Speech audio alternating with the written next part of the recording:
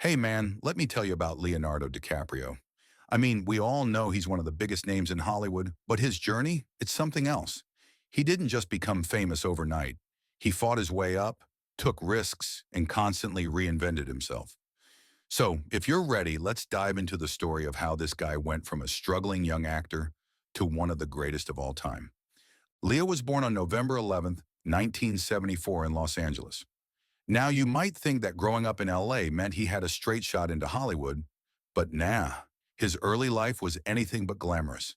His parents split when he was a baby, and he was raised by his mom in a rough neighborhood. It wasn't exactly the Hollywood Hills.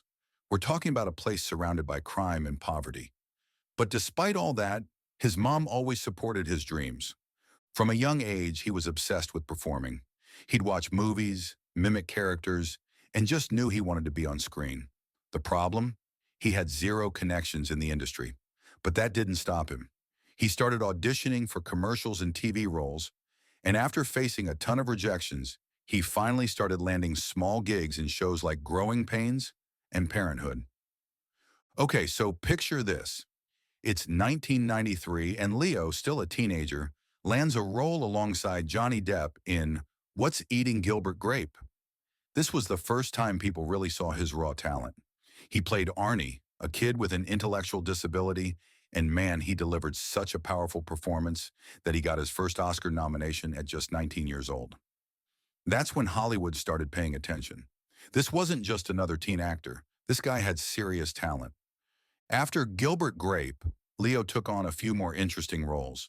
He did The Basketball Diaries, where he played a high school student battling drug addiction, and Romeo plus Juliet, a modern twist on Shakespeare's classic. That one made him a teen heartthrob, but nothing, and I mean nothing, compares to what happened next. This movie was a cultural phenomenon.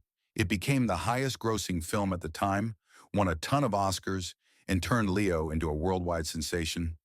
Everyone fell in love with Jack Dawson. Posters of him were everywhere, fans were obsessed, and suddenly he was the biggest star in the world.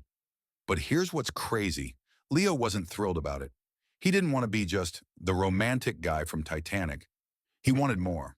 Most actors would have just ridden the Titanic wave and stuck to big-budget romance films, but not Leo. He decided to step back, rethink his career, and take on roles that would challenge him. That's when he teamed up with Martin Scorsese for the first time in Gangs of New York, 2002. This was a brutal, violent film, and it was the perfect way to show people he was serious about his craft. Then came The Aviator, 2004, where he played Howard Hughes, the eccentric billionaire.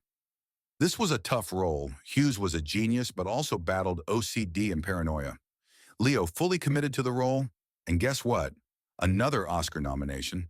Then he did The Departed, in 2006, one of the best crime thrillers ever. He played an undercover cop infiltrating the Boston mob, and the tension in that movie? Insane. It won Best Picture, and Leo's performance was next level.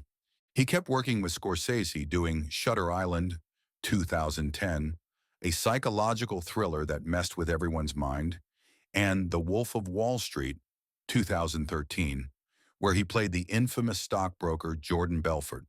That movie was pure chaos, and Leo gave one of the wildest performances of his career. That scene where he's on Quaaludes and can't walk to his car? Legendary. At this point, Leo had been nominated for an Oscar multiple times but hadn't won. It became a running joke. When will DiCaprio get his Oscar? The internet was full of memes, fans were rooting for him, and it seemed unfair that he kept delivering these incredible performances and still wasn't taking home that golden statue. Then in 2015, he starred in The Revenant. Now this wasn't just acting, this was survival.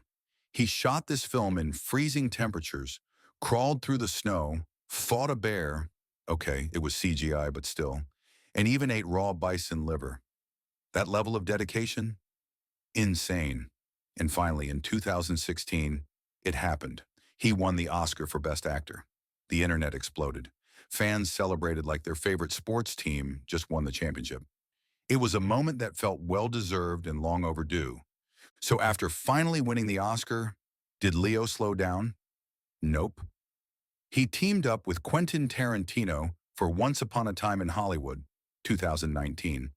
Playing Rick Dalton, a washed-up actor struggling to stay relevant, it was another brilliant performance, full of humor, vulnerability, and classic Leo charisma. Another Oscar nomination followed. Then he did Don't Look Up, 2021, a satirical comedy about climate change and media manipulation. The movie was funny, terrifying, and way too real. Leo, who has always been a passionate environmental activist, took this role because it aligned with his beliefs. Speaking of that, one thing about DiCaprio that sets him apart is that he's not just about the movies.